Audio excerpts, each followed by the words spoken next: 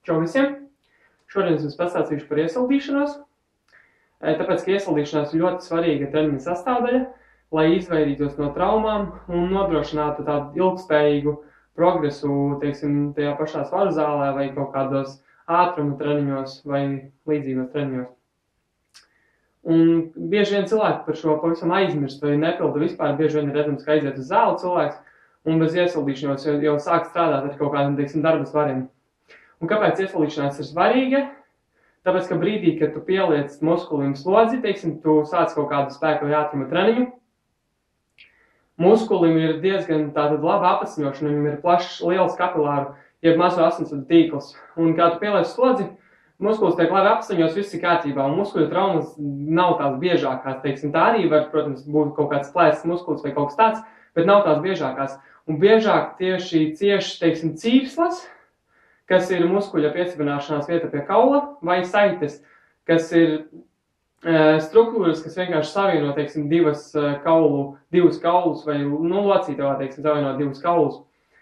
Un tas ir tāpēc, ka cīpslas un saites ir mazāk apasņotas, tām ir ļoti, salīdzinot ar muskuli, mazāk šis te kapilāru tīklojums, viņām ir mazāk apasņošana. Un tad, kad tu sāc pieliec muskulim lielu slodzi, tad muskuli uzreiz iepūst daudz asiņu, viņš tiek apasņots un nav nekāda problēma, biežākajos gadījumos.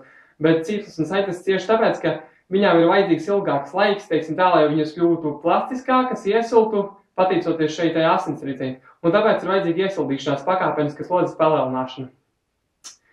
Šodien es arī parādīšu, kāds pats iesildos, bet, ko es vēl gribēju pateikt, un vēl ir atšķirība, teiksim, vai tu esi kaut kāds, nezinu, 11 gadnieks vai 20 līdz 30 gadus vecs, tad arī šī iespējamība satraumēties, protams, ir mazāka, ja tu neiesildies vispār, vai slikti iesildies vai nepareizi iesildies, bet šī iespējamība palielinās, teiksim, kaut kādos tur ap 40-50 gadiem vīriešiem, teiksim, ir ļoti izteikti trauma, teiksim, ahilēja cīpslas plīsums, teiksim, nav spēlēts volejbols vai basketbols, kādu laiku nekas nav darīts, vai tenis, un tad aiziet ar čomiem, tur kaut kāds baigais ir azartiņš un tā, un īsti neiesildās, un maksimāla slodze, un šī ahilēja cīpsla arī pārplīst.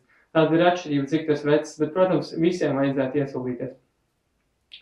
Es savu iesildīšanos pirms kaut kāda spēka vai ātruma treniņa sāku ar aerobo slodzi, kas ir, lai iesildītu sirds un asinsvadu sistēmu, un arī jau sāku iesildīt tātad muskuļus un cīpslas saites. Tātad 10 minūtes es vai nu paskrienu lēnā tempā.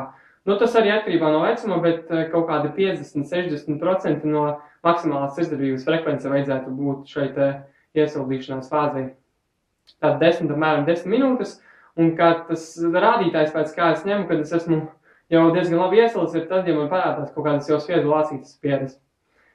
Tātad 10 minūtes vai nu paminies uz riteņa vai velotrenažiera vai paskrienu uz treadmilla.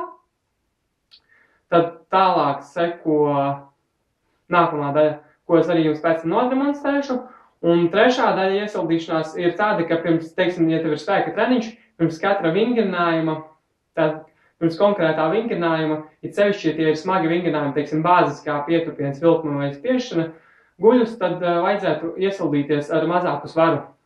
Un šeit bieži kļūda ir tāda, ka, teiksim, cilvēks, viņam ir tur spiešanas guļus diena vai krūšu diena, un viņš uztaisa ļoti daudz reizes ar mazu svaru, teiksim, ar stieni, kas ir pārsvarā 20 kg, biežākajos gadījumos, un uztaisa ļoti daudz reizes ar to, teiksim, 20 vai 30 kg, kas ir relatīvi mazs svars, teiksim.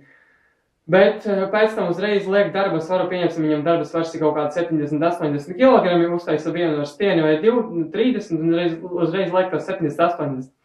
Tātad ar to stieni vai mazo svaru nevajadzētu taisīt vairāk par 10 reizēm, jo, ja tu taisi kaut kādas 20-30, tu reāli jau, varētu teikt, izdedzini muskuli, tātad tu jau patērē lielu enerģijas resursu, un tu īstenībā muskuli pat neiesildi tam tai slodzī, kas viņam sekos, tātad 70-80 kg pieņemsim šajā gadījumā. Tātad tu jau viņu izdedzini, bet reāli iesildīsi šim te lielākajam svaram, lielākajai slodzī tu neesi. Tātad vajadzētu ar to stieni vai 30 kg uztaisīt kaut kādas 10 atkārtojumus, un tad tālāk es parasti iesildos tā, ka taisu kaut kādas 1 līdz 4 atkārtojumus, teiksim, pakāpeniski. Ja man darba svars, teiksim, spiešanā guļus ir 70-80, tad es uztaisītu, teiksim, 10 atkārtojumus ar stieni, kas ir 20, tad uztaisu ar 40 kaut kādus, teiksim, 5-4 atkārtojumus, tad uztaisu ar 60, arī kaut kādus 4 vai 3 vai, apmēram kaut ko tādu, un tad jau var ķerties pie tā 70-80. Tāpat, ja šis darba svars lielāks, tur, 150 kg tev tajā spiešanā guļus vai citos vingrinājumos, tad arī pa kaut kādiem, 30, 35, 40 kg vienkārši vajag palielināt to svaru. Un tās pāris reizes es daru tā, ka es pirmajā piegājienā, kas ir pats vieglākais, teiks 10 reizes, un tad tālāk, tātad līdz 4. Un tad tālāk es parādīšu to otro daļu, kas man ir tātad pirmais ir tas aerobā iesildīšanās, tagad es parādīšu to otro daļu, un trešā tātad ir pirms katra vingrinājuma ar mazāku svaru. Tātad es iesildošu šādi. Sākumā es iesildu plecu locītavas, tātad 10 reizes izapļoju rokas vienkārši uz priekšu. Tālāk 10 reizes atpakaļ. Tālāk, kas ir arī nedaudz koordinācija, tātad es, ja var, tad var vienu roku, teiksim, apļot uz priekšu, otru atpakaļ tajā pašā laikā arī 10 reizes. Tad samaiņot to. Tad, ja bija kreisā atpakaļ, tad kreisā uz priekšu un labā atpakaļ arī 10 reizes. Tālāk plecus izapļoju. Tātad 10 reizes atpakaļ. 10 reizes uz priekšu.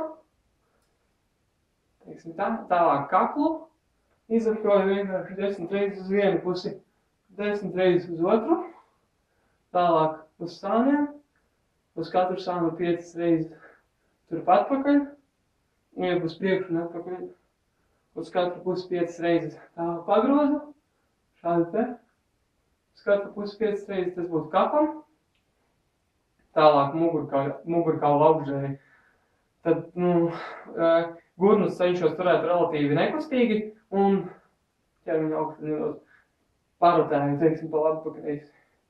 Tad arī 5 reizes uz katru pusi.